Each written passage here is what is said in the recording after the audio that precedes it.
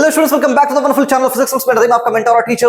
जैसा कि मैंने आपको बता रखा था कि मैं क्लास 9th 10th के आईसीएससी सीबीएसई के लेक्चर्स यहां पर लेकर आऊंगा, स्पेशली फिजिक्स के। तो लेकर यहां पर आ गया हूं मैं सबसे पहला चैप्टर आईसीएससी क्लास 9 का, that is units and measurement chapter 1। इसके अलावा जो भी चैप्टर्स होंगे आपके सारे मिलेंगे, 10th के भी मिलेंगे और सीबीएसई क्लास 9 10th के भी आपको मिलने वाले हैं। तो शुरुआत करने जा रहे हैं अपना सबसे पहला chapter, that is units and measurement for class 9 ICSC. देखो, हमारा मोटिव क्या होगा कि हम सिर्फ पढ़े नहीं, बच्चा सीखें। ठीक है, तो लॉजिकल चीजें समझेंगे, मजे करेंगे, लेकिन सीखेंगे जरूर।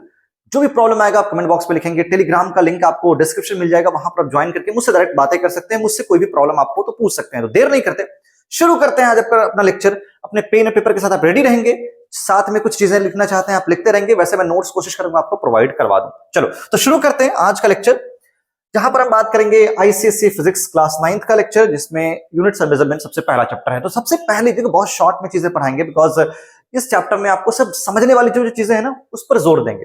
बाकी जिसमें न्यूमेरिकल्स वगैरह नहीं है, इसमें ज्यादा आपको थ्योरेटिकल चीजें होंगी, तो समझ लीजिए, याद कर लीजिए, याद करने वाली चीजें भी इसमें आपको मिलेंगी। तो सबसे पहले बात करेंगे फिजिकल क्वांटिटी क्या होता है। ये टर्म याद कर लो, व्हाट इज फिजिकल क्वांटिटी। जितनी चीजें पढ़ाऊंगा उतना ही ध्यान देना, एक्स्ट्रा कुछ भी आपको करने की रिक्वायरमेंट नहीं। What is physical quantity. देखो, जितनी भी चीजें आप आसपास देखते हो ना, अगर उसे मेजर कर पा रहे हो, उस क्वांटिटी को कहता हूं फिजिकल क्वांटिटी। किसे मेजर कर पाते हो? मास को मेजर कर पाओगे? हाँ बिल्कुल सर कर पाएंगे।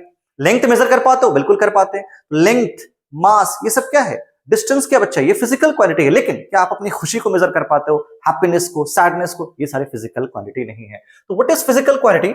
The quantity which can be measured. समझना, the quantity which is measurable, which can be measured, which can be measured, समझ रहे हो? जिसे आप मेजर्ड कर पाते हो। एग्जाम्पल के लिए देख लो, आप स्पीड को मेजर कर पाओगे? हाँ सर। आप डिस्टेंस मेजर कर पाओगे? हाँ सर। ये सारी चीजें क्या है? फिजिकल क्वांटिटी है। तो मास को मेजर कर पाते हो? हाँ सर, एक्सेट्रा, ईटीसी। ये सब क्या है? Physical quantity. तो सिंपल सा डेफिनेशन आपको पता होना चाहिए। अब सवाल आता है कि फिजिकल क्वांटिटी को हमें मेजर कैसे करना है, क्या हमें चाहिए मेजरमेंट के लिए। तो हमें पढ़ना होगा आपकी मेजरमेंट क्या होता है। देखो, मेजरमेंट क्या है? आप जब दुकान में जाते हो, जब आप दुकानदार से कहते हो मुझे 1 kg ऑफ राइस चाहिए, 1 किलो चावल चाहिए, क्या होगा? वो तौलेगा ना, तराजू पर तौलता है, मशीन, वेट मशीन पे तौलता है। तो वो क्या करता है? बेसिकली पहले से उसके पास कैलिब्रेटेड होता है इलेक्ट्रॉनिक मशीन, या फिर उसके पास वो जो आप देख रहा होगा ना तराजू पे 1 kg का स्टोन जो होता है बच्चा, 1 kg 2 kg का, तो वो उसके पास पहले से होता है। मतलब उसके पास एक नोन वैल्यू 1 kg की तो है। अब वो क्या करेगा? कुछ सामान दूसरे पल्ले पर रखेगा, या फिर वो मशीन के ऊपर रखता है। अननोन होती है वो, तो नोन को हम अननोन से क्या करते हैं? मैच कराते हैं, मेजर कराते हैं। तो यहां पर क्या होता है?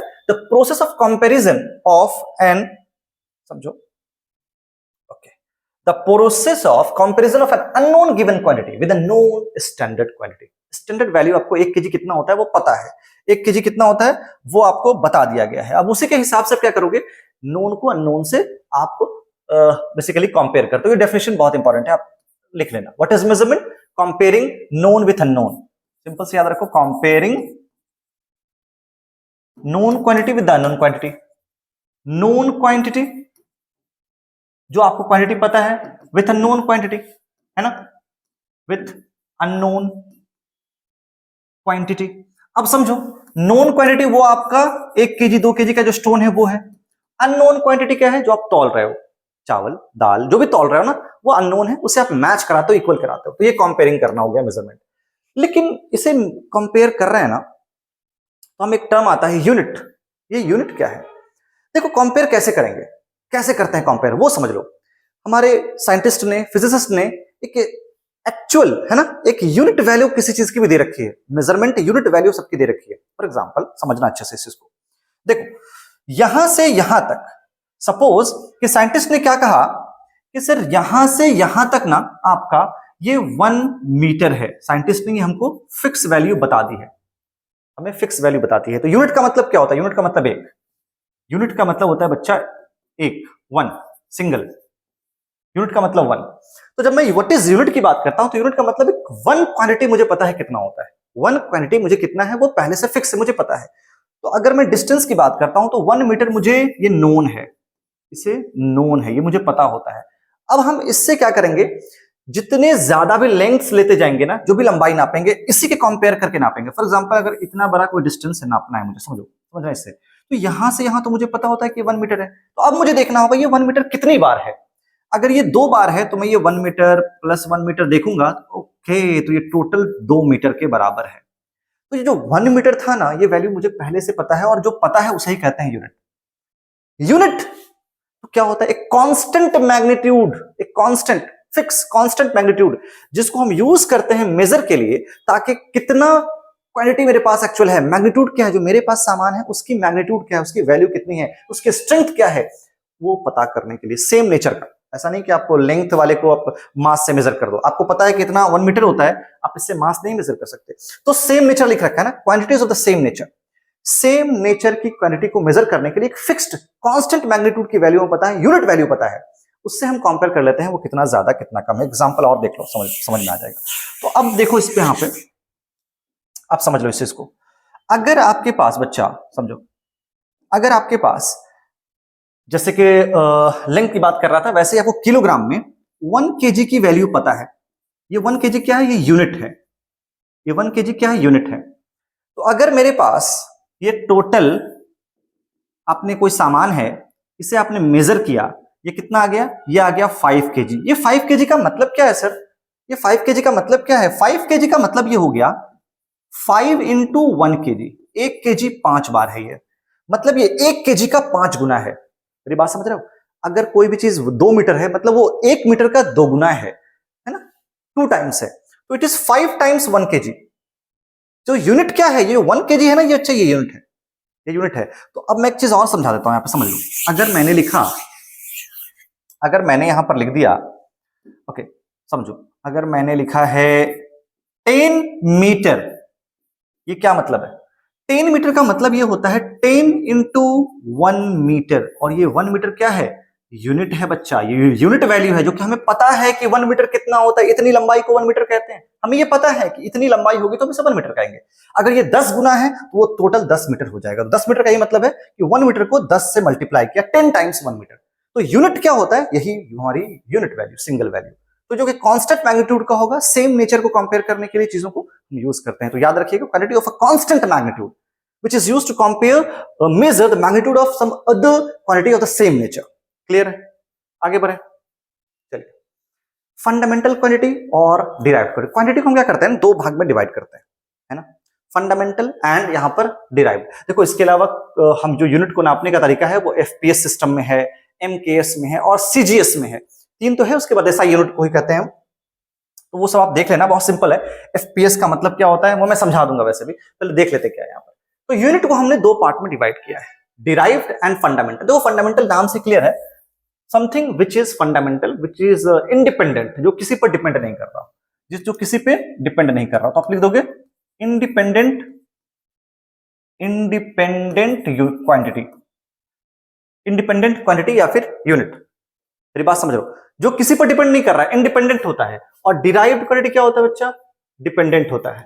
ये किस पर डिपेंडेंट होगा? ये फंडामेंटल पर डिपेंडेंट होगा, डिपेंडेंट ऑन फंडामेंटल। इसका क्या मतलब है समझाता हूं। अब जो फंडामेंटल क्वांटिटी है वो 3, वैसे 7 है नॉर्मली। कौन कौन सी है देख लो पहले। जैसे मेरे पास है लेंथ, लेंथ ये कौन सी क्वांटिटी है? लेंथ, ये लेंथ हमारी क्वांटिटी है फंडामेंटल, ठीक है। अब उसी की तरह से मास, ये फंडामेंटल क्वांटिटी है। टाइम फंडामेंटल क्वांटिटी है ना। करंट फंडामेंटल क्वांटिटी है। 7 फंडामेंटल क्वांटिटी आपको पढ़ाऊंगा, मैं दिखाऊंगा अभी।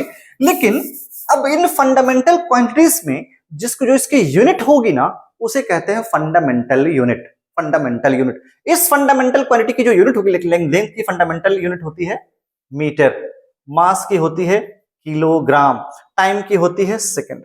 हम टाइम को सेकंड में नापते हैं, ये फंडामेंटल है। अब इन सब का ही यूज करके हम डिराइव्ड यूनिट निकालते हैं, हम डिराइव्ड क्वांटिटी की यूनिट निकालते हैं। डिराइव्ड क्वांटिटी में क्या आ जाएगा? स्पीड। अब जरा सोचो, स्पीड की यूनिट क्या होती है? आपको पता है सर, स्पीड बराबर डिस्टेंस अपॉन टाइम, है ना, मतलब मीटर पर सेकंड। तो मीटर का मतलब क्या? यहां पर length, metre divide by second, मेरी बात समझ में आ रही है? मीटर पर सेकंड। तो ये जो मीटर पर सेकंड आया ये क्या है? मीटर और सेकंड पे डिपेंड कर रहा है ना, मीटर और सेकंड से मिलाकर बनाया गया है। तो आप यूं समझ सकते हो डिराइव्ड, ये क्या है? डिराइव्ड यूनिट है, इसे कहते हैं डिराइव्ड यूनिट, डिराइव्ड यूनिट। और ये सारी क्या है? Fundamental unit. ये क्या है बच्चा? Fundamental unit. फंडामेंटल क्वांटिटी की जो यूनिट होगी उसे हम फंडामेंटल यूनिट कहते हैं, वो हमारी डिराइव्ड यूनिट है। समझ में आ रही बात है? डिराइव्ड क्वांटिटी की unit derived unit, fundamental quantity की यूनिट फंडामेंटल यूनिट। आप तो बता सकते हो। बताओ एक्सीलरेशन कौन सी यूनिट है? सर फंडामेंटल यूनिट है। बताओ फोर्स कौन सी यूनिट है? वर्क कौन सी यूनिट है? ये डिराइव्ड यूनिट है। सर डिराइव्ड यूनिट है। डिराइव्ड का मतलब जिसे हमने फंडामेंटल से ही बनाया है। एरिया कौन सी यूनिट है? एरिया को नापते हो ना सर, डिराइव्ड यूनिट है ना? एरिया की यूनिट होगी डिराइव्ड यूनिट होगी, जो मीटर स्क्वायर होता है, मीटर से ही बनाते हैं उसे। अब कौन कौन से यूनिट है यहाँ पर फंडामेंटल देख लो, समझाता हूं यहाँ पे। जैसे मैंने 3 बताया, उसके अलावा electric current, temperature, luminous intensity, light की इंटेंसिटी कितनी है, अमाउंट ऑफ सब्सटेंस 3, 3, 6 एंड 7। ये तो 7 फंडामेंटल आपको यूनिट्स ऑफ क्वांटिटी मिल जाएगी। फंडामेंटल क्वांटिटी है और एक सेकंड, हाँ, ये फंडामेंटल क्वांटिटी है और ये फंडामेंटल यूनिट है।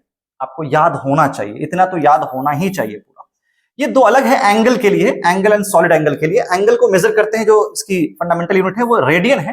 बाकी आपको लेंथ का पता है, मीटर, मास किलोग्राम, टाइम को सेकंड में, टेम्परेचर को केल्विन में, ल्यूमिनस इंटेंसिटी को नापते हैं कैंडेला में, इलेक्ट्रिक करंट एम्पियर में, अमाउंट ऑफ सब्सटेंस की भी सब्सटेंस में मोल में नापा जाता है किसी भी सब्सटेंस के अंदर। ये फंडामेंटल क्वांटिटी, उसकी फंडामेंटल यूनिट।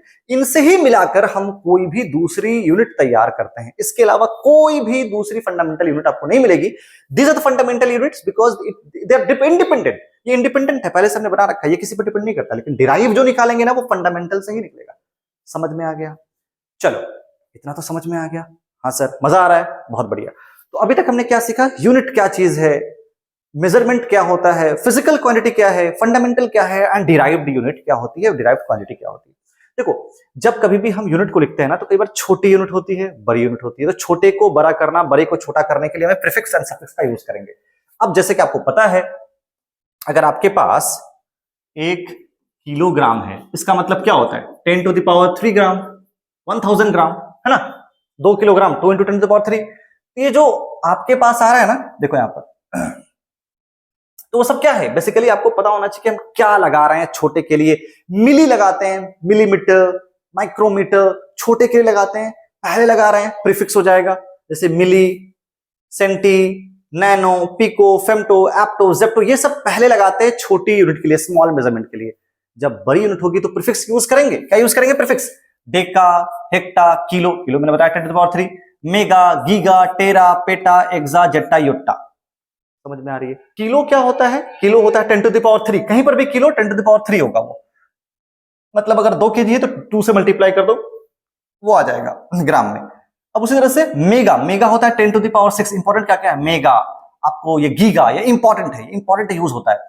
किलो, ये सब इंपॉर्टेंट यूज होगा। इसमें आपको मिली, माइक्रो, नैनो, ये इंपॉर्टेंट है, जिनका यूज होगा आपको ज्यादा, तो आपको याद कर लेना है। फेम्टो भी आप याद कर लोगे, क्वेश्चन कई बार पूछ लेता है फेम्टो यहां पर। उसके बाद आपको ये जेप्टो, एटो, आपके न्यूमेरिकल 1 मार्क्स क्वेश्चन में आ सकते हैं, और कुछ ज्यादा नहीं है। आपके स्कूल के 1 मार्क क्वेश्चन में आ सकते हैं ये, यानी कि एमसीक्यूज में आ सकते हैं, और इससे ज्यादा इसका यूज आपको ऐसा सॉल्व करने में ज्यादा नहीं मिलेगा।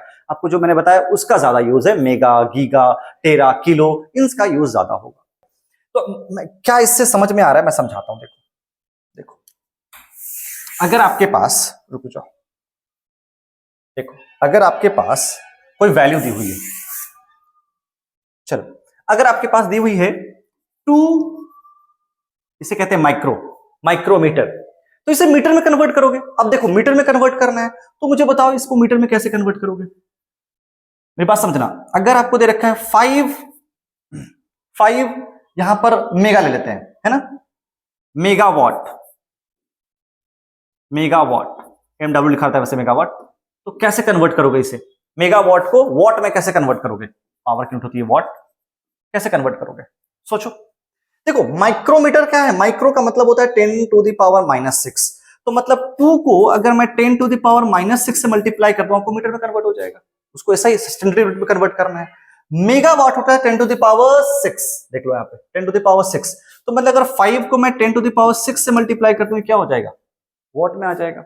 समझ रहे हो मेरी बात? तो इस तरह से आपको कन्वर्जन याद होना चाहिए सॉल्व करने के लिए। आगे बढ़े, आगे बढ़े, चलो। यूनिट्स ऑफ लेंथ, अब शुरुआत होती है हमारे नापने की। क्या? डिस्टेंस को, लेंथ को।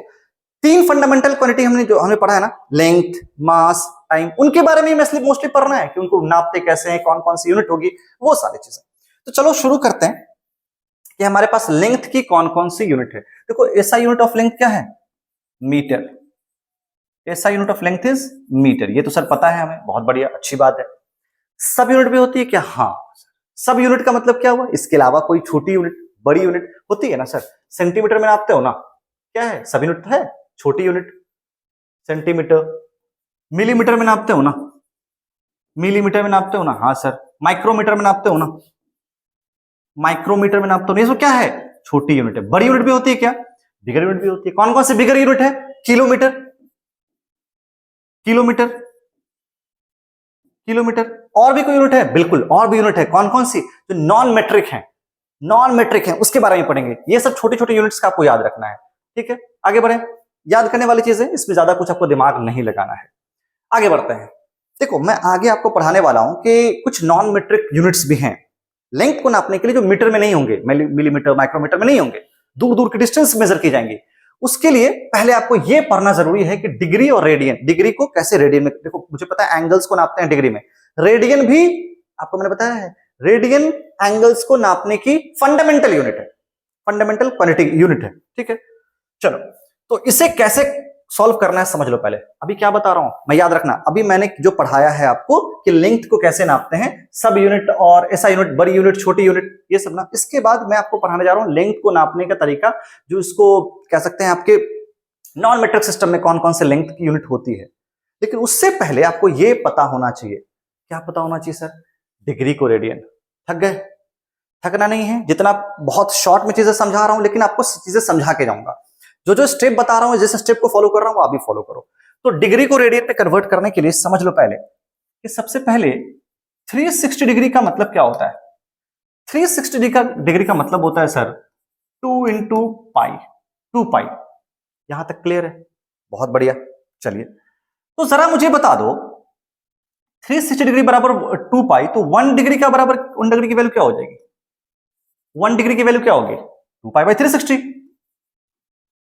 समझ में आ रही वैल्यू? 2 पाई बाई 360 यूनिट है, बस सिंपल सा आपको मैंने यूनिटरी मेथड यूज किया है। 360 में 2 पाई होता है, याद रखना। 360 का मतलब के 180 का डबल, पाई की वैल्यू होती है 180। याद रखो कि पाई की वैल्यू क्या होती है? 180। पाई का मतलब यहां पे 180 डिग्री होता है ना, रेडियन में। तो यहां पर 360 डिग्री को मैं लिख सकता हूं 2 पाई, है ना? तो 1 डिग्री क्या होगा? 2 पाई बाई 360। अच्छा देखो, यहां समझो पहले, यहां समझो। 1 डिग्री में, या आपने अगर बचपन में पढ़ा हो तो 1 डिग्री में कितना होता है? 60 मिनट। 60 मिनट, सॉरी ये सेकंड लिख दिया मैंने, 60 मिनट, ठीक है? और 60 मिनट के अंदर कितना होगा? 60 सेकंड। और 1 मिनट के अंदर 60 सेकंड। 1 मिनट के अंदर 60 सेकंड, है ना? 1 डिग्री के अंदर 60 मिनट, 1 मिनट के अंदर 60 सेकंड। तो अगर 1 डिग्री आपको निकालना हो तो इसे लिख सकते हो 60 डिग्री 60 सेकंड इंटू 60 सेकंड। अरे पता है ना, 1 मिनट, 1 घंटे में कितना? 3600 सेकंड, है ना? चलो, इसी चीज को यहां पर हम अप्लाई करते हैं। तो 1 डिग्री बराबर क्या होता है सर? 1 डिग्री बराबर तो आपने अभी बताया कि 60 इंटू 60 होता है, यानी कि 3600। ऐसे लिख लो, ऐसे लिख सकते हो आप। चलो, इसे लिख सकते हैं सर 360 सेकंड। कोई प्रॉब्लम नहीं है? हाँ सर, कोई प्रॉब्लम नहीं है। बहुत बढ़िया। अब क्या करना है सर? अब आप क्या कर सकते हो कि 1 डिग्री को लिख दोगे 2 पाई 360। लेकिन मुझे जरा ये बताओ, मुझे जरा ये बताओ कि मुझे अगर 1 सेकंड निकालना हो तो कैसे निकालोगे? सोचो, सोचो। अच्छा, इसे सॉल्व करके मैं पहले कर देता हूं। पहले आप अगर लिख सकते हो ना कि 2 पाई बाई 360 कहलाता है ये। हाँ, यहां तक तो कोई दिक्कत नहीं है। मैं 1 डिग्री को 3600 सेकंड लिख सकता हूं, मैंने अभी बताया आपको। अगर यहां पर मुझे 1 सेकंड चाहिए तो इसे क्या लिखोगे सर? इसे 2 पाई लिख सकते हैं, डिवाइड बाई 360 डिग्री लिख सकते हैं, है ना? डिवाइड बाई, और डिवाइड में इसे एंड डिवाइड बाई 3600 सेकंड लिख सकते हैं, है ना। 3600 लिख सकते हैं, सेकंड नहीं सॉरी 3600 लिख सकते हैं। अब जरा देखो इसे सॉल्व करो तो, इसे सॉल्व करो तो 2 इंटू कितने बार में जाएगा ये 180, 180 बार में जाएगा। अरे 2 इंटू 36 180 बार में। तो अब वैल्यू क्या आ गई, अब जरा सोचो तो वैल्यू क्या आ गई आपके पास। वेट अ सेकंड, तो ऊपर ले जाऊं, हाँ अब बताओ अब वैल्यू क्या आ गई आपके पास। सर इसे काटने के बाद वैल्यू, ये तो नीचे है ना, इसके काटने के बाद जो वैल्यू आ रही है ना, इसे काटने के बाद जो वैल्यू आ रही है सर, ये आ रही है 2 पाई सॉरी पाई बाई 180 इंटू 3600, ये वैल्यू आ रही है। ये क्या है, मैं क्या बताया मैंने आपको, मैं चीजें समझा रहा हूं, देखो मैंने क्या बताया है आपको, समझो। मैंने आपको बताया कि अगर 360 डिग्री को 2 पाई कहते हैं तो 1 डिग्री को 2 पाई बाई 260 करेंगे, 360 करेंगे। अब 360 100 सेकेंड 1 डिग्री में होता है, तो इसको मैं लिख सकता हूं 2 पाई बाई 360, कोई दिक्कत नहीं है, इसको मैंने सिर्फ इतना लिखा है। तो अगर 1 सेकेंड मुझे निकालना हो तो मुझे डिवाइड में इसे लाना पड़ेगा, है ना। तो जरा देख लो, इसे सॉल्व कर दिया मैंने, 2 को 360 से काट कर तो 180 आ रहा है। अब इसे मैंने बाद में सॉल्व किया तो फाइनली कितना आ रहा है, मैं यहां पर लिख सकता हूं इसे फाइनली, कि मेरे पास जो वैल्यू आ रही है इसे मैं लिख दूंगा पाई डिवाइड बाई 180 इंटू 3600।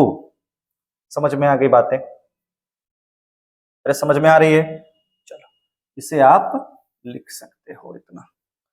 बस ये क्या किया मैंने रेडियन को, डिग्री को रेडियन में कन्वर्ट कर दिया।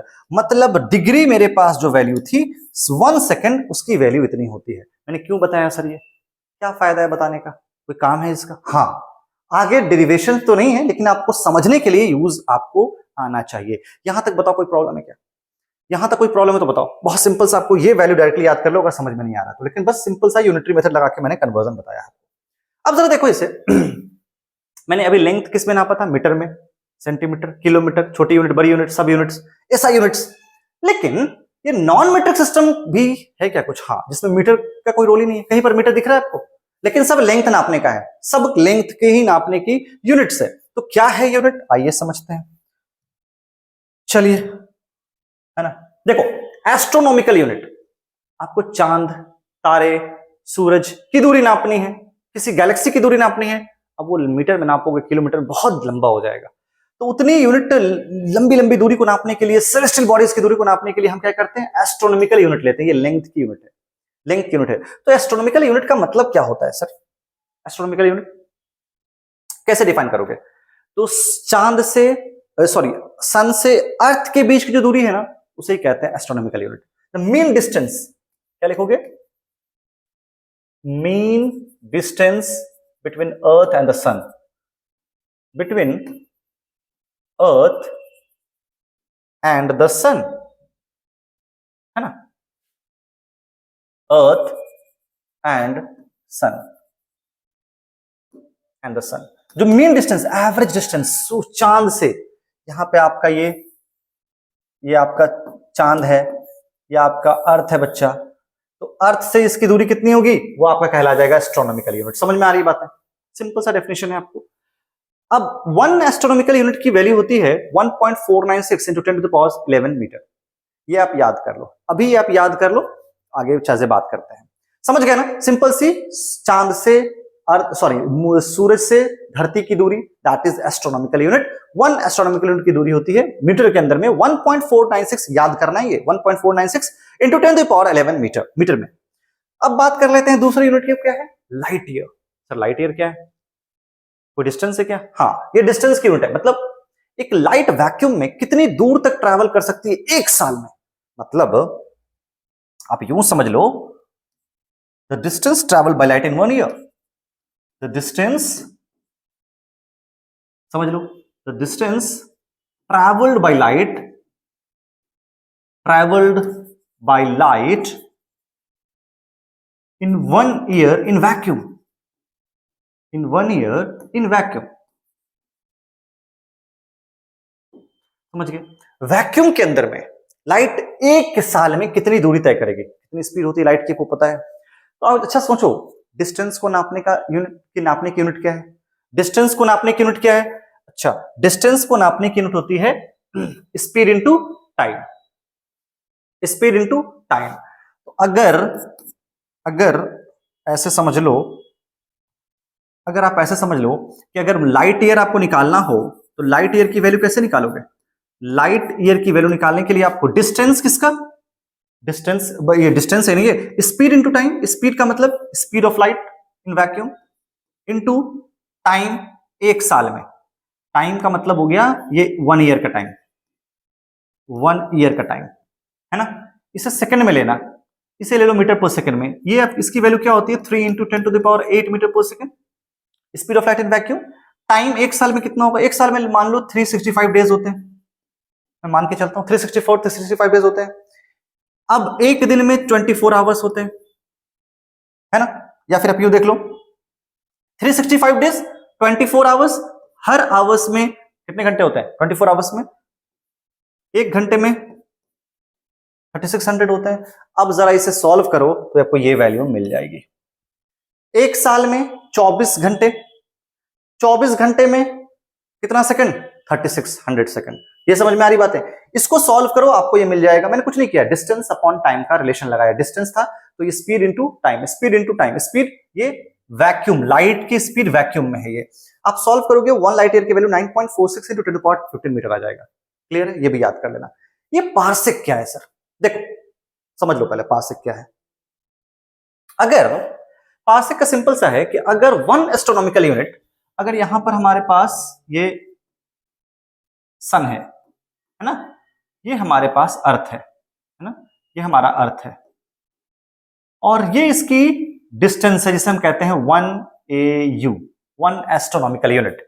ये 1 एस्ट्रोनॉमिकल यूनिट कितनी, 1 एंगल डिग्री कितने बनाएगा? सुनो 1 second angle, wait a second, चलो। अगर एक कितने डिस्टेंस पर ये जो एंगल सबटेंड करेगा, 1 सेकंड का करेगा। कितना? 1 सेकंड का करेगा। मेरी बात समझ रहा मैं क्या बता रहा हूं?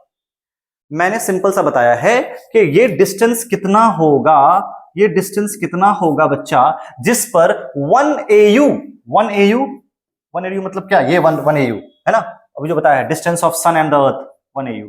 ये 1 AU कितने डिस्टेंस पर 1 सेकंड एंगल सबटेंड करेगा, दैट परपेंडिकुलर डिस्टेंस जहां दूरी होगी ना, वो कहला जाएगी आपकी कौन सी? पार्सेक। वो डिस्टेंस पार्सेक कहलाएगी। तो कैसे निकालोगे?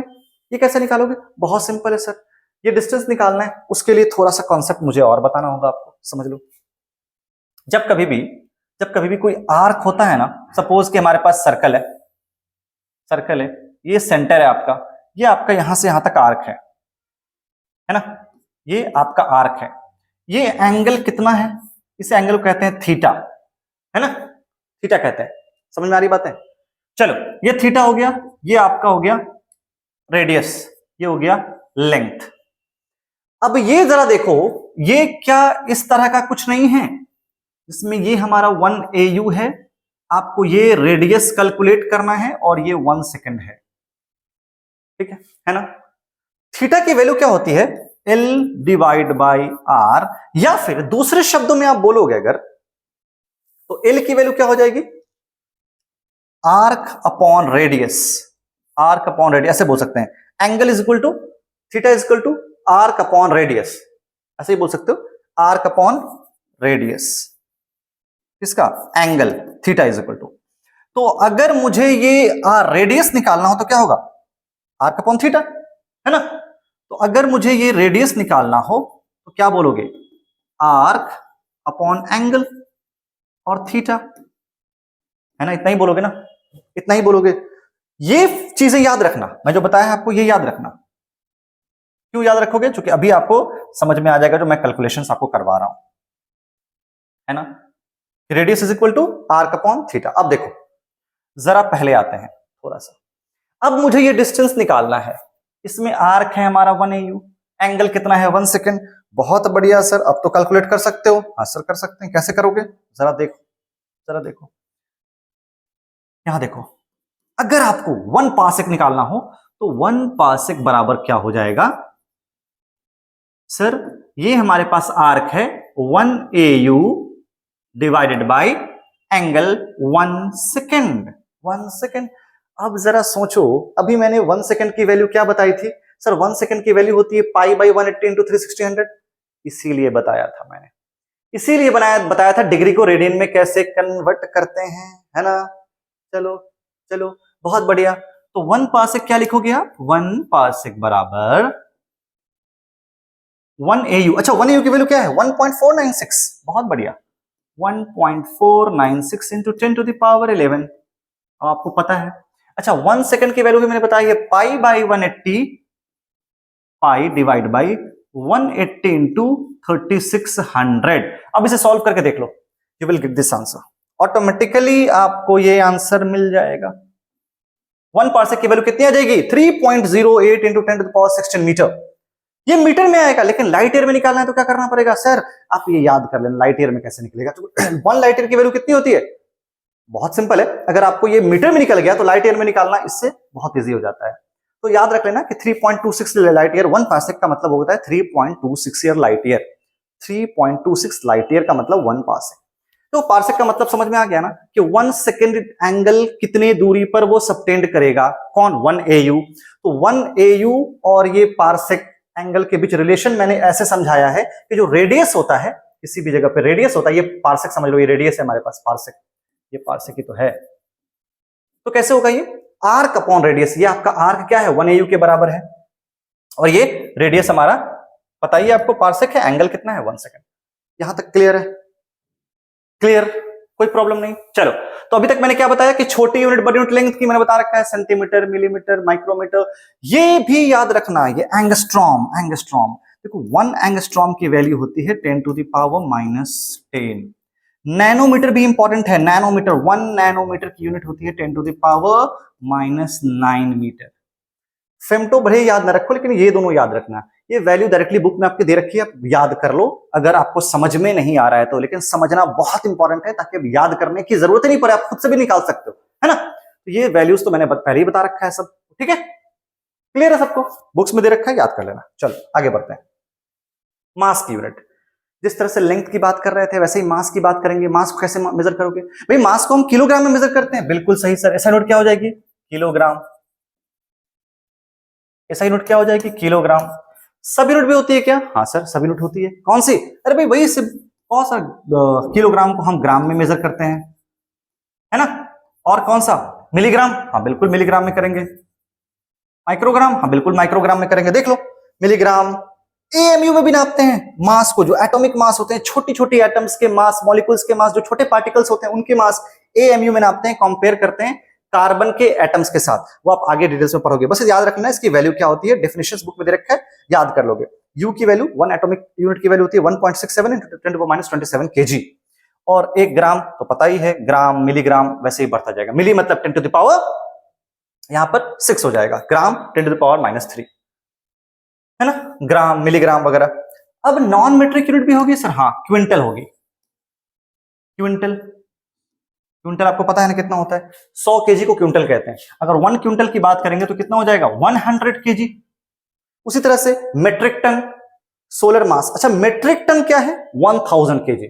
ये भी याद रखना, ये भी एमसीक्यूज में आते हैं। जैसे 1 मेट्रिक टन, ये हो जाते हैं, अरे भाई साहब हाँ, समझ में ना आया ना तो पूछ लेना कुछ।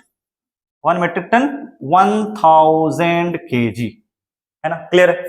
तो ये सब यूनिट्स याद रखने वाली बातें हैं और कुछ भी नहीं इसमें, और ऐसा कुछ आपको ज्यादा दिमाग नहीं लगाना है। Okay, units of time. Units of time देखो, डिटेल्स में ज्यादा नहीं चाहेंगे, छोटे छोटे यूनिट्स पूरा पढ़ा देंगे आज। नेक्स्ट लेक्चर में बात करेंगे हम जो हमारे पास स्क्रू गेज वगैरह है, ठीक है, वर्नियर कैलिपर है, उनके बारे में। लेकिन उनसे न्यूमेरिकल्स नहीं आएंगे आपके सिलेबस के अंदर, उनसे न्यूमेरिकल्स पूछने के लिए नहीं बोला गया है, लेकिन थ्योरी आपको पढ़ना है उनसे। चलो, यूनिट्स ऑफ टाइम। टाइम की यूनिट क्या होती है? टाइम की यूनिट होती है, आपको पता है सर, सेकंड में मेजर करते हैं। ये बताने वाली बात है क्या? नहीं ना, ये तो आपको पता है, लेकिन याद रखना जो ऐसा यूनिट है सबके सब फंडामेंटल यूनिट है। अदर बिगर यूनिट्स, हाँ सर है ना। किस में नापते हो? आवर में नापते हो, बिल्कुल। और किस में नापते हो? टाइम को किस में नापते हो? डे में नापते हो। एक दिन टाइम ही तो है, एक मंथ टाइम ही तो है, आवर टाइम ही तो है, मिनट टाइम ही तो है। और भी बड़ी यूनिट होती है 10 साल, 10 years 1 decade, 1 साल, 10 साल, 100 साल, मिलेनियम, 1000 साल, समझ रहे हो? तो ये सारे के सारे साल बढ़ते जाएंगे। ईयर, डिकेड, सेंचुरी, मिलेनियम, ये सब टाइम की यूनिट है और आपकी इसकी यूनिट्स याद रखनी है। वैल्यू इन सेकंड्स, है ना? तो जो बड़ी यूनिट क्या हो जाएगी? ईयर भी बड़ी यूनिट है, डिकेड, डिकेड का मतलब 10 साल होता है, सेंचुरी मतलब 100 साल होता है। ये सब आपको याद करने की, डिकेड 10 साल, 100 ईयर, है ना? ईयर का मतलब आपको पता ही है, वो भी बताना पड़ेगा क्या? ये सब कन्वर्जन आप कर ले, कन्वर्जन करना इजी है। एक साल में कितने सेकंड होंगे? एक साल में 365 days into 24 hours into 3600 seconds, तो ऑटोमेटिक 3.1536 आपको आ जाएगा। ठीक है, याद करने वाली चीजें हैं इस चैप्टर में, थ्योरेटिकली बहुत। चलो, इतनी सारी चीजें मैंने बात की ना, तो आपको गाइडलाइंस पता होना चाहिए कि यूनिट्स लिखने के गाइडलाइंस होते हैं क्या। ये क्वेश्चंस थ्योरेटिकली में 2 मार्क्स के 3 मार्क्स के आपसे पूछे जाते हैं। 2-3 पॉइंट्स आपको याद रखना। याद क्या रखना है कि जो भी यूनिट लिखोगे ना, अगर किसी साइंटिस्ट के नाम से है वो यूनिट, तो हमेशा समझाता हूं, अगर वो जैसे न्यूटन किसी साइंटिस्ट के नाम पर है ना? ओके, अगर किसी साइंटिस्ट के नाम पर है तो उसका नाम टोटल कैपिटल में लिखोगे, एन, जो यूनिट होगी उसकी कैपिटल पे होगी, हमेशा कैपिटल होगी। जैसे न्यूटन के लिए हम एन इस्तेमाल करेंगे, जूल के लिए कैपिटल जे इस्तेमाल कर लेते हैं, पास्कल के लिए पी और ए इस्तेमाल करेंगे, किसी के नाम, साइंटिस्ट के नाम पर है। उसी तरह से जो किसी साइंटिस्ट के नाम पर नहीं है उसको स्मॉल में लिखेंगे। बेसिकली सेकंड के एस, सेकंड तो हम बड़ा एस नहीं लिखते, सेकंड के लिए स्मॉल एस लिखेंगे। क्यों? जो किसी साइंटिस्ट के नाम पर नहीं है, ये कैपिटल में नहीं लिखेंगे, स्मॉल लेटर में लिखेंगे। केजी को स्मॉल केजी, ये सारे चीजें याद रखना। आगे देख लो, अगर किसी साइंटिस्ट के नाम पे हो या ना हो, अगर आप फुल लिख रहे हो यूनिट, बिल्कुल पूरी यूनिट लिख रहे हो, तो आपको पूरी की पूरी किसमें लिखनी है? स्मॉल यूनिट में लिखनी है। जैसे कि किलोग्राम लिखना है तो आपको KILOGRAM लिखना है। यूं नहीं कि आप के बड़ा लिखो, ये बड़ा नहीं लिखना है यूनिट, तो ये आपको किलोग्राम में स्मॉल ही लिखना है। ये सही है, ये गलत है। उसी तरह से मीटर में आपको ये सही है, not as metre, capital M नहीं होना चाहिए पहले में। न्यूटन में ये न्यूटन सही है, ये न्यूटन सही नहीं है। मतलब नाम हो या किसी साइंटिस्ट का नाम नहीं हो, यूनिट में आपको अगर पूरा लिख रहे हो तो पूरी की पूरे स्मॉल यूनिट में लिखोगे। जो कंपाउंड बनता है दो यूनिट को मिलाकर, जैसे न्यूटन मीटर वगैरह वगैरह, ठीक है, तो उसमें आपको सिंपल सा याद कर रखना है कि डॉट लिख दो, डॉट दे दो बीच में, या मल्टीप्लाई कर दो, या कुछ नहीं लिखोगे तब भी चलेगा, इस तरह से, है ना? कोई इसमें ज्यादा कुछ नहीं है। नेगेटिव पावर्स, अच्छा हाँ, और सेकंड बताया गया नेगेटिव पावर यूज करेंगे अगर एक यूनिट को दूसरे यूनिट से डिवाइड कर रहे हैं। जाहिर सी बात है, छोटी बड़ी यूनिट होगी तो क्या होगा? वो पावर ऊपर चला जाएगा, ठीक है, और उसे हम किसमें लिखेंगे? किसमें लिखेंगे बच्चा?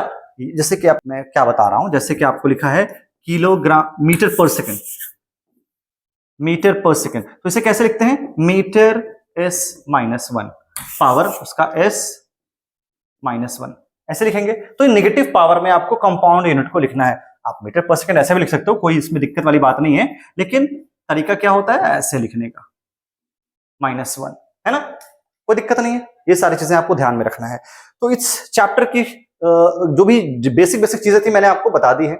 अगले लेक्चर में बात करेंगे कि मेजरमेंट करते कैसे हैं। अभी तक तो यूनिट की बात कर ली हमने, टाइम की, लेंथ की, मास की, यूनिट्स कौन कौन से हैं, बहुत इंपॉर्टेंट है, याद सब कुछ रखना है। नेक्स्ट लेक्चर में हम लेकर आएंगे आपके लिए जो यूनिट हमने पढ़ा है, जो फंडामेंटल क्वांटिटी पर, उसको मेजर कैसे करते हैं, लेंथ को कैसे मेजर करेंगे, टाइम को और मास को, फिर आपका चैप्टर पूरा खत्म हो जाने वाला है। थ्योरेटिकल टॉपिक है, थोड़ा सा और आपको देना पड़ेगा टाइम। अगर इस जो चीजें मैंने बताई है, मैंने कोशिश की है आपको समझाने की, अगर आपको समझ में नहीं आया या फिर कहीं पर भी आपको डाउट लग रहा है, आपको लगता है कि नहीं आपको और भी चीजें मुझे शायद इंप्रूव करने की रिक्वायरमेंट है आपके अकॉर्डिंगली, तो आप मुझे कमेंट बॉक्स में लिखोगे, मैं दोनों मिलकर पढ़ेंगे। देखो, मैं कितना भी कम्युनिकेट वन वे कर लूं, शायद आपसे कम्युनिकेशन नहीं होगा तो कोई भी फायदा नहीं है। आप मुझे फीडबैक दोगे, बताओगे कम्युनिकेट करके कि आपको चाहिए क्या एग्जैक्टली, है ना? तो मैं पूरी कोशिश करूंगा आगे भी आपको चीजें समझाऊं इस तरह से। तो मिलेंगे अगली वीडियो में ऐसे इंफॉर्मेटिव कंटेंट के साथ, नए लेक्चर के साथ। Till then, good luck everyone, bye.